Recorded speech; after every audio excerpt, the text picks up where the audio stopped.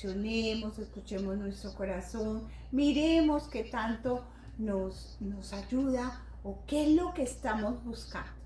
Y no buscar fuera, buscar dentro de nosotros. Es importante que acudamos a un terapeuta, es importante que de pronto podamos consultar las dudas que tengamos, bueno, muchas cositas, pero lo más importante es siempre acudir a ese interior donde tenemos toda nuestra información. Bueno, un placer tenerte aquí, Valentina, en la mesa de trabajo de Encuentros con Vilma del Mar. Quisiera que nos contaras cómo van todas esas redes sociales del programa, cuál es la invitación que tienes para toda la audiencia al doctor psicólogo Gustavo Andrés Cadena Agudelo. Entonces, y hoy trae para compartir con todos nosotros un tema bien bonito y es la espiritualidad integral. Sí, buenas noches. Muchas gracias por la invitación. Bienvenido, doctor, y me parece muy interesante tenerlo nuevamente acá, pues sabemos de su dedicación a investigar, a escudriñar y a practicar como usted nos lo contaba en el programa anterior, de todos los procesos, ¿no? Con el tema que se trató. Hoy traemos un tema bien interesante y es la espiritualidad integral. ¿Cuál es el enfoque esto de la espiritualidad integral y qué cuidados debemos tener, infortunadamente, con las manipulaciones que tenemos a través de la religiosidad y a través de tantas cosas que han salido ahora de la espiritualidad y que ya con un ritual prendemos la velita y ya nos volvimos espirituales, y esas son cosas que realmente están lejos de la realidad? Sí, claro, por supuesto. Pues el tema de la espiritualidad integral lo voy a centrar desde mi posición psicológica y dentro de un recorrido experiencial vital, también frente a lo que he surcado frente a la vida religiosa que viví en mis épocas y el proceso interno que viene haciendo uno como constelador y ciertos procesos terapéuticos en los cuales vamos entendiendo que la espiritualidad está inmersa en muchos de los procesos vitales, pero también hay que entender que hay que crecer en muchas líneas o estadios de desarrollo, es decir, no solamente es una dinámica eh, de rezar, de arrodillarse y de generar rituales. Y entonces siempre vamos a hablar de la persona de Dios, independientemente de si es el Dios judío, el Dios cristiano, el Dios islámico, pero hemos venido entendiendo la espiritualidad de una manera malsana, tal vez por la falta de formación en los currículos escolares. ¿Sí? Yo tengo memoria de aquellas noticias españolas donde sacaban a las imágenes de las universidades y tampoco se podía hablar de otros fenómenos educativos ni políticos en los colegios. Y pues ya ahora, aunque se reemplaza con las cátedras socioemocionales, siempre la gente queda con un vacío interno que no sabe cómo desarrollar. Que de alguna otra manera siempre han venido siendo cultivadas por las primeras tecnologías humanas que se le denominaron las religiones. Entonces debemos entender que una religión pues, hace parte de un sistema de dogmas establecidos, estructurados y formados a través de las experiencias de aquellos fundadores vitales y de aquellos procesos en los cuales el que gestó esa religión nos deja una manera o un estilo de vida. De manera que, pues, de pronto me centro un poquito en la persona de Jesús porque es el que más conozco, pero sí hay que hablar del sistema budista y del sistema abrahámico islámico, pues lo hacemos. Pero es importante ver, por ejemplo, cómo todos tienen un libro sagrado, unas palabras sagradas, una manera estructurante, y en ocasiones ese tema de los libros sagrados no son dados a interpretaciones lógicas, sino que también son dadas a una libre interpretación. Entonces de ahí la importancia de que si usted pues va a seguir a la persona de Jesús, también se da la tarea de estudiar en esos contextos sus libros sagrados, ¿sí? Como es la Biblia, como es el tema también del judío que estudie su Torá y estudie todo este tema, y la cábala, para que no hagáis interpretaciones que te van a llevar a patologías. Por ejemplo, ¿sabían ustedes que más de un 50% de las personas que entran a los psiquiátricos tienen que ver con temas de alucinaciones o temas referentes a lo religioso? Siempre van a haber personas que en su lenguaje van a referir todo este tipo de desadecuaciones internas, ya sea por lo referente a la culpa no manejada, ya sea en relación al tema del autocastigo, o ya sea porque intentan integrar su religión con su vivencia y experiencia interna y no lo logran. Entonces recuerdo una paciente mía que decía que era católica al inicio, intentó hacer una adopción al nuevo cristianismo protestante y no le cuadraban ciertas cosas. Entonces, como en el libro sagrado no hay coherencia, por ejemplo, entre la genealogía de Jesús, una habla de una genealogía muy humana y la otra muy divina para mostrar que es hijo de David, pues como nos corresponde, pues dicen esto como es, y la lógica no se adapta a lo escrito en un libro sagrado. Y entran en unas contradicciones brutales, ¿no? Claro. Pero si algo es bien sabido, y que también vengo a dar hoy la pauta, si hay abogados por ahí que vengan al programa, España también está gestando ahora una ley en función de las sectas, de revisar cómo hay una manipulación excesiva en función de las sectas, que específicamente como grupos religiosos, o también los coaching espirituales que montan un fenómeno de desarrollo personal y empiezan a generar un poco de iatrogenia, es decir, de falsas terapéuticas que lo que hacen es enfermar a las personas. Entonces recuerdo, eso lo dijimos hace mucho tiempo en otra entrevista, que las sectas por lo general siempre van a tener un líder autocrático y que a veces suele ser también carismático y que va gestando un control absoluto en toda esa conexión con la divinidad, porque él es el experto en cómo relacionarse con Dios. Entonces nos quita esa capacidad personal de unicidad con un Dios que ya está con nosotros desde el origen, como lo vimos en nuestra entrevista pasada, desde el vientre de nuestra madre. Ese líder nos lleva a veces a un aislamiento social y mental que fomenta pues la separación a veces de los familiares y los amigos, llevándonos a un contexto de privación, como es el caso ya cuando entras en un tema de postulantado o iniciación, donde pues es más importante la dogmática y no salirse de esa estructura de lo que todos pensamos, teniendo un falso relacionamiento, si lo podemos llamar amoroso, sin haberlo construido de una manera paulatina y constante, sino simplemente porque compartimos unas creencias. En ocasiones siempre hay manipulación psicológica, es decir, hay una persuasión coercitiva, te van lavando el cerebro una y otra vez con las mismas frases y pues vas perdiendo tu lógica racional. Y a través de hoy, el texto de Ken Wilber, que se llama Psicología Integral, quiero llevarlos, si nos da el tiempo, a que entendáis que la fe también depende de nuestra capacidad cognitiva, de crecer en muchas esferas de nuestro desarrollo racional, y no dista y no discute con la razón. La fe también es razón. Y si recordás alguna encíclica de Fides et Ratio, donde fe y razón son las alas para la iluminación espiritual, pues también es una manera en que podemos ir elevando nuestro espíritu. Este tipo de sectas también tienen doctrinas rígidas y exclusivistas, ¿no? Usted solamente puede ingresar si concibe y hace este rito, y vas teniendo unos grados de iniciación donde pues vas produciendo felicidad porque vas ascendiendo. ¿Quién no en un juego de Mario Bros se sentía feliz porque pasaba un nivel y seguía otro nivel? Entonces todos, cuanto más niveles vamos superando, creemos que vamos logrando ciertas cosas, y a veces lo que adquirimos es simplemente un ego espiritual, que por lo que entiendo no es tampoco muy bueno.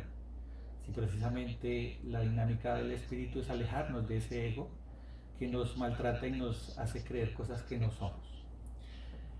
Algunos te llevan a la explotación económica, entonces mira, si 10 más o das más del 10% del valor de tu ingreso, si no, pues te están quitando tus ahorros familiares, los ahorros personales. En algunos casos te cambian la identidad, entonces tú ya no te llamas Gustavo, ya te llamarás Sor María de la Verdad. Y entonces ya no eres tu identidad propicia que tus padres fueron gestando. Y algunos ofrecen soluciones mágicas a problemas de salud, felicidad, entonces que el agua de la sanación y etcétera.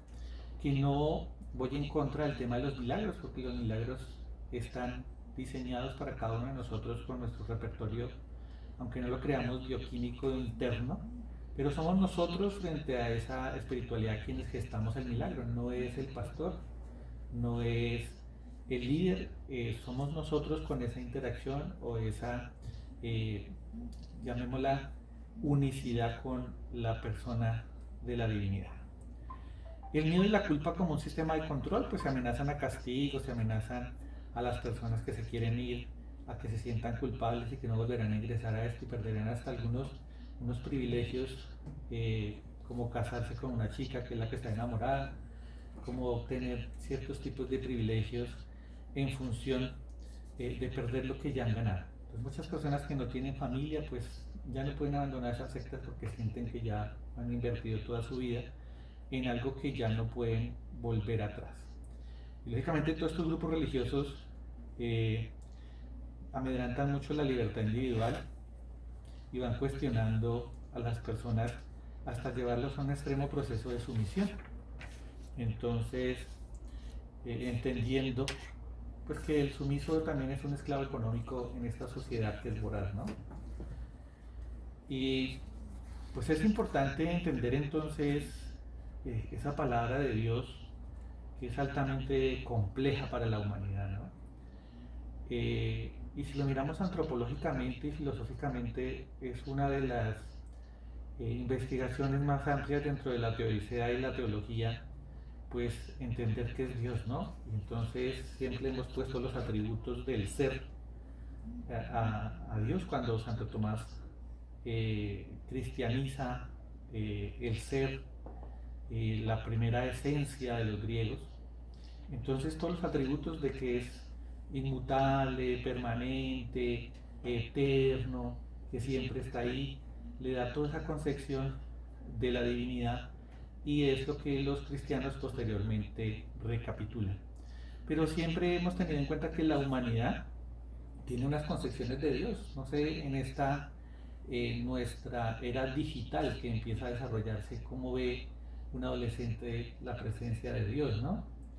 Entendiendo que la presencia de Dios se cultiva a través de la socialización y la experiencia de un encuentro con el otro y con uno mismo. No sé ahora cómo tendremos tanto tema de la digitalización en un fenómeno, si lo podemos llamar, de introspección e individualidad creciente. Entonces hablemos de unos autores desde 1400, sencillamente para hablar de Dios. El primero es Nicolás de Cusa. Decía que Dios es la complicación, la unidad de todas las cosas. Entonces allá hablaba que Dios era la síntesis de todos los opuestos y se acababa ese dualismo. Dios era lo finito y lo infinito, era el ser y no ser al tiempo, y entonces ya dogmáticamente ya no había ninguna discusión frente a ese tema. Teilhard de Chardin también habla que Dios es el fin hacia el que converge la evolución cósmica, la meta de la conciencia universal. Entonces no había tampoco mayor discusión, aunque había una discusión frente al tema del panteísmo, que quiere decir Dios está presente en todas las cosas, que llevó a muchas discusiones de que cómo era posible que lo sagrado estuviera presente en dinámicas que no contemplaba el sistema religioso imperante que era el católico. Martin Heidegger, que habla en su libro del Dasein, que es el ser, como el Dios que está presente en esa categoría metafísica del tiempo, de una causa primera, que el Dios que puede salvarnos simplemente porque hacemos parte de ese ser. Ya va ampliando la perspectiva del Dios que a veces nosotros teníamos como primigenio, Dios arcaico, del Dios castigador. Y ya en los últimos contextos hablamos de Víctor Frank como Dios, como el interlocutor último de la búsqueda de sentido en la logoterapia, que se insinúa está presente en el inconsciente junto con Carl Jung, como Dios una imagen psíquica de totalidad. Entonces no puede haber una existencia metafísica sin la influencia de una psique intangible. En conclusión, no podemos existir ni pensar en Dios sin que Él nos piense a nosotros. Y entonces quedamos todos abrumados porque le dan a Dios una conciencia de un ser mental. Y si Dios también piensa, pues nosotros somos el pensamiento de Dios. Y todas estas filosofías que van naciendo desde el fenómeno actual, en mi caso como constelador familiar y multidimensional, pues uno reconoce la presencia de Dios en el simple acto de la percepción global de las dinámicas cuando se unen las personas. Porque cuando dos o tres se unen en mi nombre, pues pasan cosas, ocurren milagros, y en esos milagros pues hacemos una recuperación psicogenealógica de lo que ocurrió o no ocurrió en una persona, así sea un secreto que se respeta, pero también hay que liberarnos de eso. Por ejemplo, Hellinger ya nos habla de que Dios es la fuerza impersonal que rige todos los órdenes sistémicos, es decir, el orden que tiene una familia, el orden que tiene una comunidad, el orden que tiene tu propio sistema corporal, y pues nos habla de una energía que restaura todo. Puede que algunos todavía estén enfocados en ese fenómeno racionalista de Federico Nietzsche, donde nos habla pues de que Dios ha muerto porque para la razón Dios no es un fenómeno que pueda ser dado y experimentado en la existencia. Entonces Dios siempre será una experiencia vital. Entonces, dime tú cómo has experimentado a Dios. Yo no conozco el primero que me diga, yo cuando vi a Dios, pues habrá relatos de personas que dicen que fueron al otro plano y que retornaron y que pues vieron la lucecita y que a veces Jesús le habló y que no tenía los ojos azules sino que los tenía cafés, etc. Pero es también una representación mental que en su conciencia genera una, llamémosla, etapa integradora de desarrollo donde va evolucionando en todos esos fenómenos de crecimiento interno. Perdón un momentico, doctor, porque está muy interesante todo lo que nos está informando y sobre todo con todo ese relato histórico de conceptos y cómo se va llegando como a la actualidad de lo que vamos percibiendo, ¿no? Ya no de un Dios o un ser de luz separado por allá, sino como que hace parte nuestra. Dice Fernando, dice, es que las religiones siempre han manipulado. Las cristianas con el diezmo o con la ofrenda, mientras que la católica con el yo pecador. Si se dice que Jesús vino a salvarnos y a dejarnos libres de pecado, entonces ¿por qué siguen diciendo que somos pecadores? Yo venía pensando en algo muy similar a lo que dice nuestro oyente. Hay un relato perdido de Jesús en los relatos de los textos gnósticos cuando muestran en Cachemira a un Jesús que es desterrado también de la zona del oriente porque dice que no está de acuerdo con las castas impuestas por el budismo y el hinduismo, porque todos los seres humanos son iguales y son hijos vistos con amor a partir de su Dios. Y entonces, si será verdad o será mentira no sabemos, pero ya desde ese inicio vamos entendiendo a un Jesús que era revolucionario en el concepto de transformar a la humanidad y llevarlas a todos en un principio de equidad y dignidad humana. Lógicamente el pecado puede ser una manera de manipular a otro porque cuando le sembramos una conciencia de daño o de inadecuación al individuo, pues podemos llevarlo a que busque ser mejor y que se adapte a algo para llevarlo a que sea mejor. Pero el pecado es simplemente esa dinámica de no estar en unicidad con el Ser Supremo, es esa no pertenencia a esa, pues llamémoslo así, impronta de separación que nos lleva a todos en sentirnos en unidad, ¿sí? Ser unos como yo soy uno con el Padre. Quizás el pecado al que se refiere el oyente es este tipo de pecado donde ya ha sido categorizado y estructurado dogmáticamente, que después con la ley de Moisés pues ha venido también judicializando, llamémoslo, entrando a un marco jurídico. ¿Sí? Entonces, si era adúltera, la apedrábamos, si era ladrón, le cortábamos las manos. Entonces empieza la primera dinámica también en el tema antropológico de conciencia arcaica, de hablar del ojo por ojo de Mateo 5:38 y el diente por diente. Tú me hiciste, me robaste una gallina, yo tengo derecho a robarte tu gallina. Entonces si me robó un marrano, pues yo no tengo marrano, pues por lo menos págamelo con trabajo y él es esclavo mío por 6 meses.